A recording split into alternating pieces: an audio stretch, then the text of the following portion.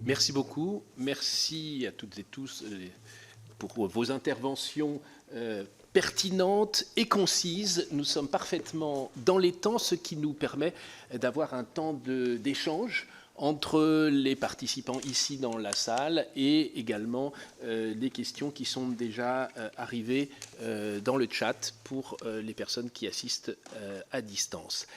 Y a-t-il une première... Alors, vous avez dans la salle des micros pour les gens qui sont assis autour des tables. Et donc, il suffit d'appuyer sur le petit bouton devant le micro pour le lancer. Y a-t-il des questions déjà ici pour nos intervenants, ou est-ce que je prends la première question qui vient dans la salle? Pardon, je ne l'avais pas vue. Oui, bonjour, Fateh Singh. Juste une petite question à propos, pour la personne, pour Madame Le Prince. La maintenance sera obligatoire, mais est-ce que ça sera contraignant? Alors, sera. La directive européenne impose que les États membres mettent en place des réglementations qui imposent des inspections tous les 3 à 5 ans des systèmes de renouvellement d'air dans les bâtiments tertiaires. Enfin, dans tous les bâtiments d'ailleurs, dès lors qu'ils ont une certaine puissance de chauffage, donc dans les gros bâtiments. Ce qui sera transcrit en droit français, malheureusement, j'ai pas de baguette, enfin, je peux pas lire dans l'avenir, je ne sais pas ce qu'il y aura dans le droit français, mais j'espère, oui, que ce sera contraignant, parce que c'est l'idée de la directive européenne, en tout cas. La directive européenne ne s'applique pas directement aux citoyens français, c'est les États membres qui doivent, eux, mettre en place des réglementations qui répondent à la directive européenne. Pour la pollution de l'air extérieur, On a une astreinte.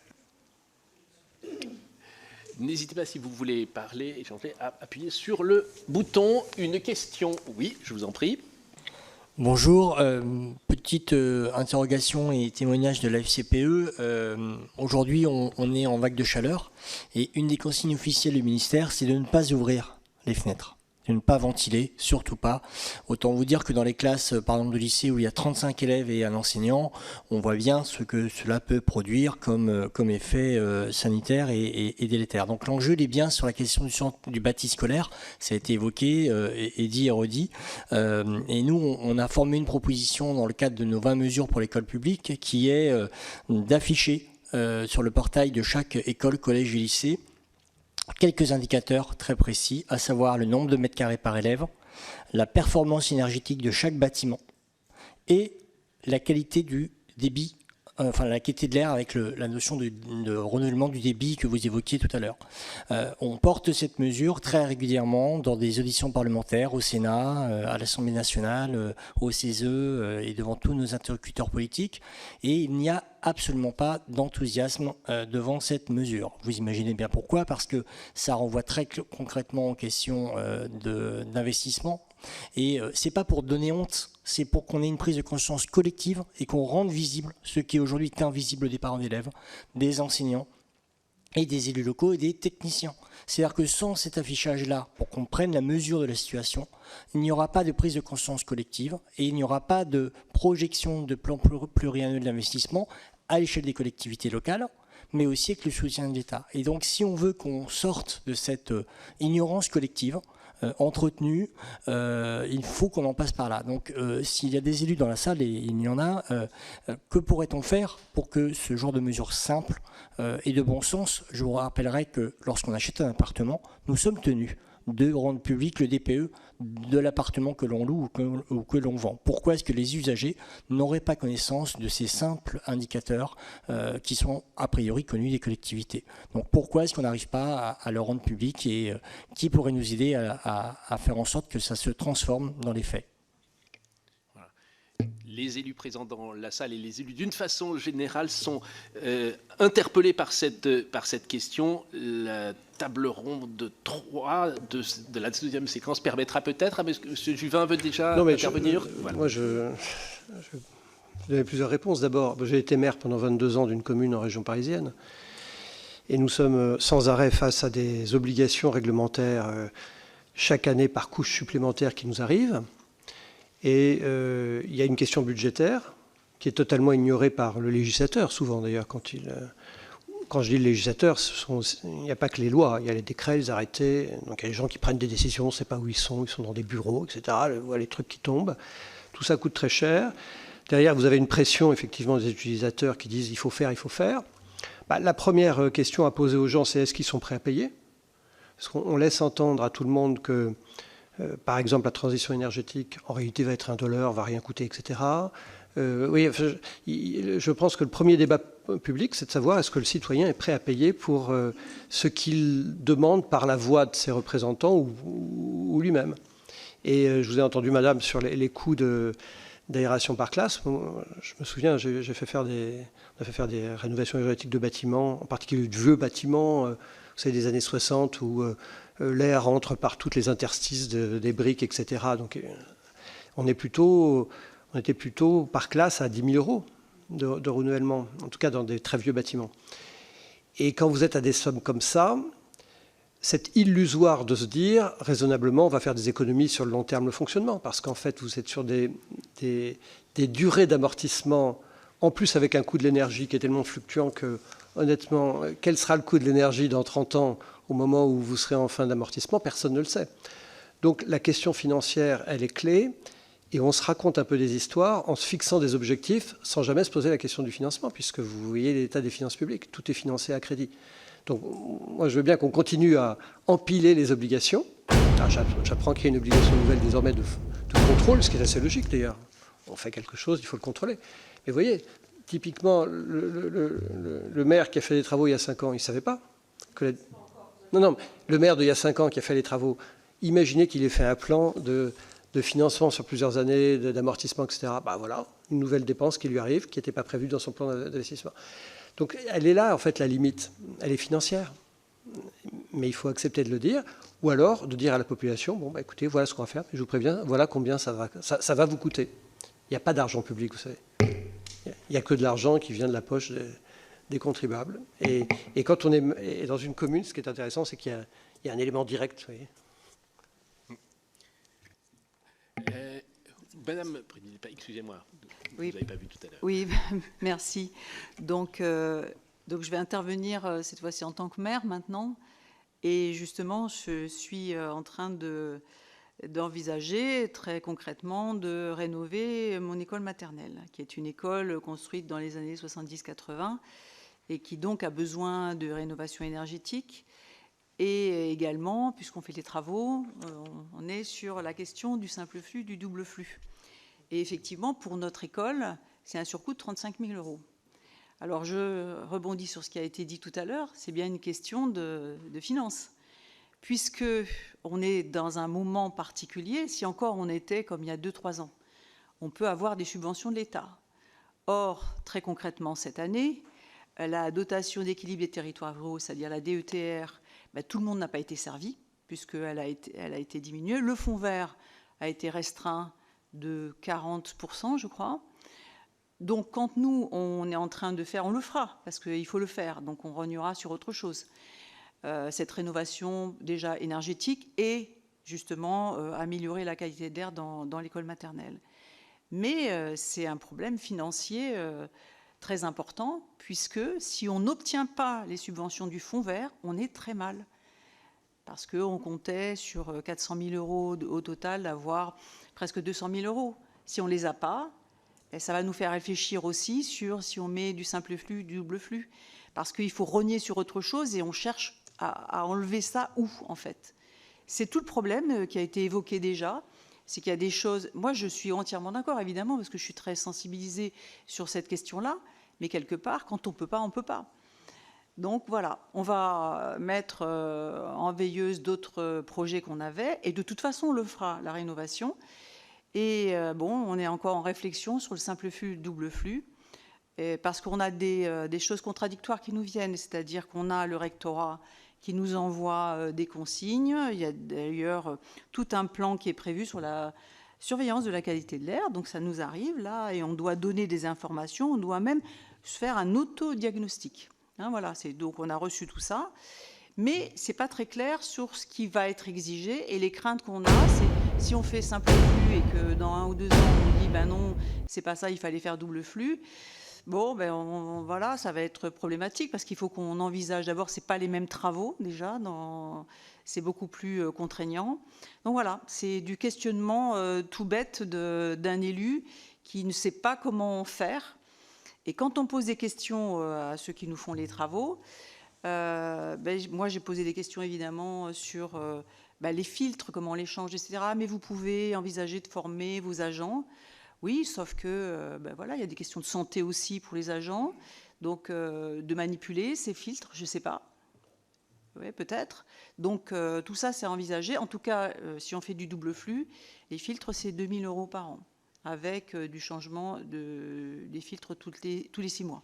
Voilà, donc c'est du questionnement, et c'est vrai que c'est important de dire que c'est très bien, hein, il y a des mesures qui sont prises, mais concrètement, les élus des départements pour les collèges, les élus des régions pour les lycées, et nous, les élus des communes pour les écoles, on se retrouve tout seul face à ce problème-là. Voilà. Si je peux. Alors, l'intention de ma présentation n'était pas de jeter la pierre sur les élus. Enfin, je veux dire, voilà, on vous côtoie et on sait très bien. Enfin, c'est un investissement financier, c'est un choix, et c'est de l'argent qu'il faut mettre là et qu'il ne faut pas mettre ailleurs. Ça, enfin, il n'y a aucun doute là-dessus. Voilà, l'objectif là était simplement de dire, parce que très régulièrement, on a la réponse oui, mais enfin bon, s'ils ouvrent les fenêtres, c'est bon, donc ça, on peut rogner.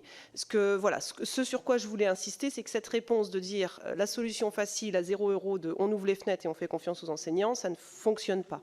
Et voilà. Et ensuite, très clairement, alors sur les aspects techniques, ventilation simple flux, double flux, on pourra en parler après si vous voulez, on peut en discuter, mais il y a des choix à faire. En fonction de l'investissement, très clairement, on a des résultats différents.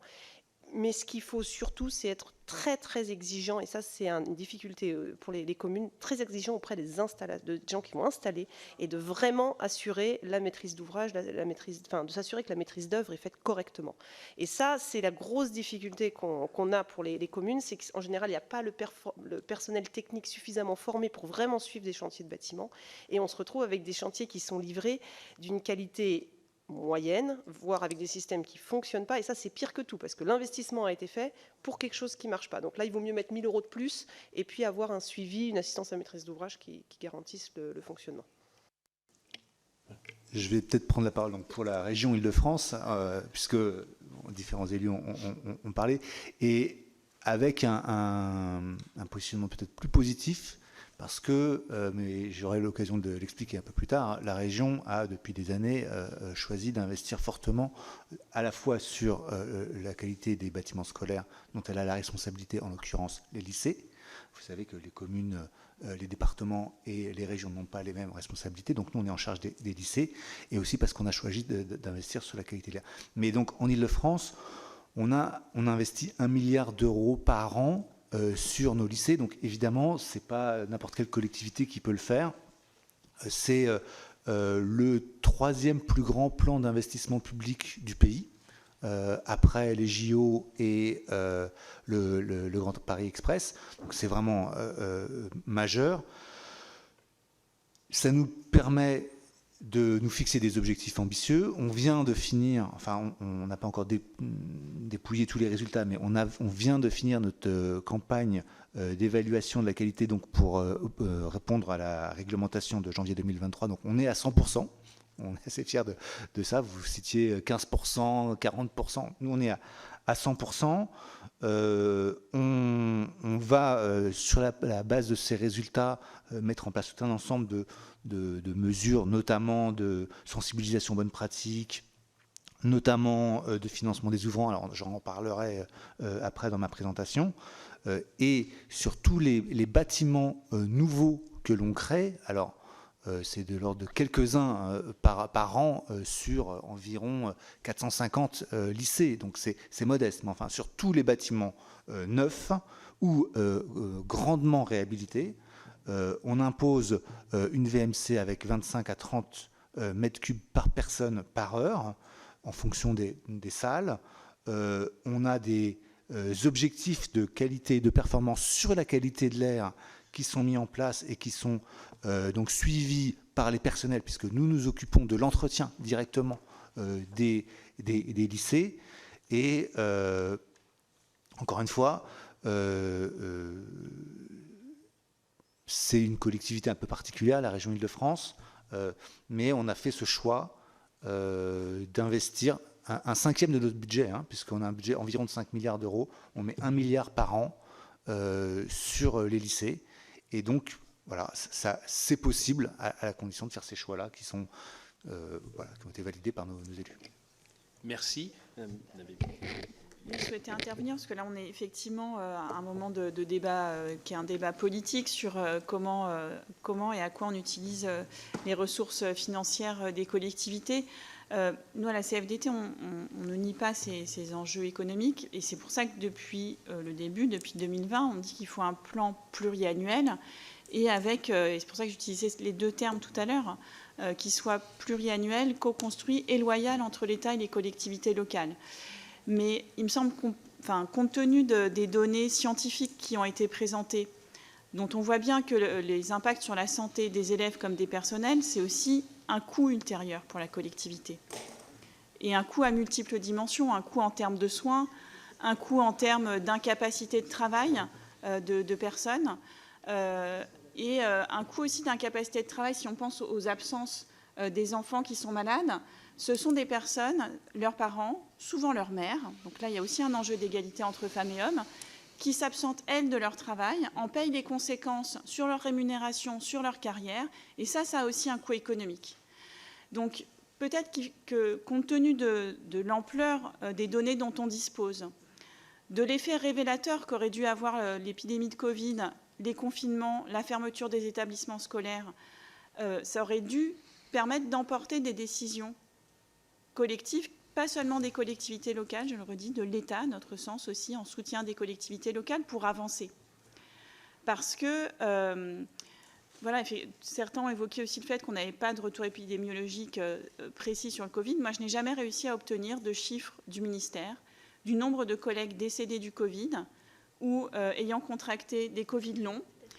Et pourtant, dès les premiers jours du Covid, je rappelle le décès d'un enseignant, du Covid. Je rappelle aussi que moi j'ai été très vite sollicitée par des équipes dont des collègues étaient hospitalisés pendant 3 semaines en soins intensifs et à qui on disait à leur famille dans un état grave, rappelez demain, et beaucoup de Français l'ont connu.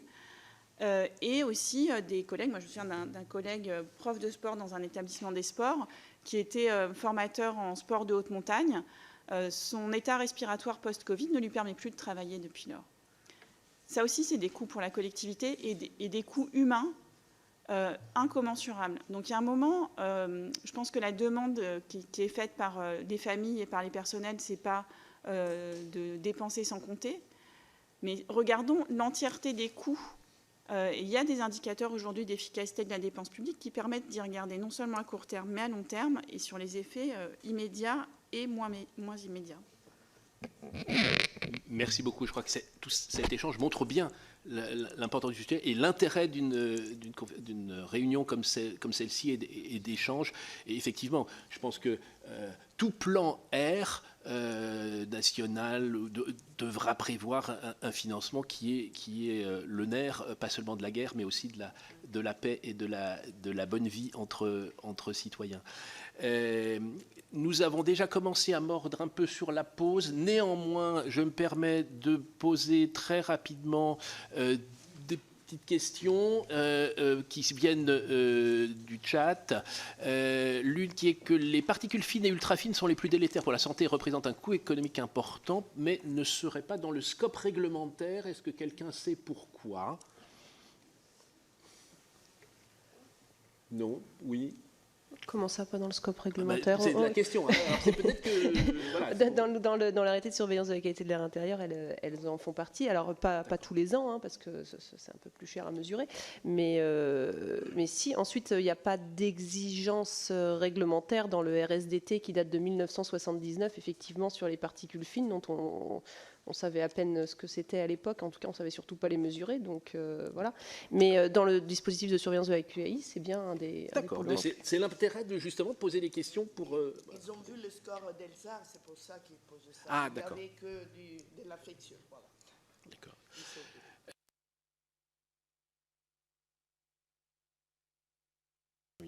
Une autre question. Les notions de volume d'air à renouveler par nombre d'élèves étant impossibles à appliquer actuellement, que pensez-vous de l'utilisation du taux de CO2 comme indicateur de la qualité de l'air intérieur en temps réel dans les classes? Alors, un système qui fonctionne à peu près, c'est voilà, des petits boîtiers comme ça, puis qui s'allument vert, orange, rouge pour signaler qu'il faut allumer. Ça fonctionne très bien au début, et puis au bout d'un moment, quand il commence à faire froid, ça arrête de fonctionner parce qu'on préfère avoir une lumière rouge qu'un gros courant d'air froid sur les élèves qui sont juste assis sous la fenêtre. Donc, le CO2, c'est un très bon moyen pour piloter une ventilation mécanique et faire des économies. C'est-à-dire que si l'ordre il est donné à une machine de ventiler plus quand le taux de CO2 est élevé, ça fonctionne parfaitement bien. Et ça permet de faire des économies d'énergie, parce que du coup, en fonction du taux d'occupation de la classe, on va adapter le débit et donc ne renouveler que ce qu'il faut. Ensuite, dans une salle de classe, je parle. Ensuite, par contre, pour donner les ordres aux occupants, c'est toujours pareil, c'est de l'humain qu'il y a derrière. Et ouvrir les fenêtres, c'est pas confortable. Enfin, moi aussi, j'enseigne, c'est insupportable en plein hiver de donner un cours, toute fenêtre ouverte dans une salle de classe. Faut dire ce qui est. Même en étant sensibilisé, je ne le fais pas. Donc, et en plus, il peut y avoir du bruit. Bon, après, oui, ça dépend des établissements, mais... D'accord. Et au risque de frustrer une partie de l'assistante, je vais quand même, si vous voulez bien, clore cette première séquence en vous remerciant toutes et tous pour vos interventions et vos questions. Et nous reprenons à 10h50 précisément dans un autre format pour la séquence 2. Merci et à très vite.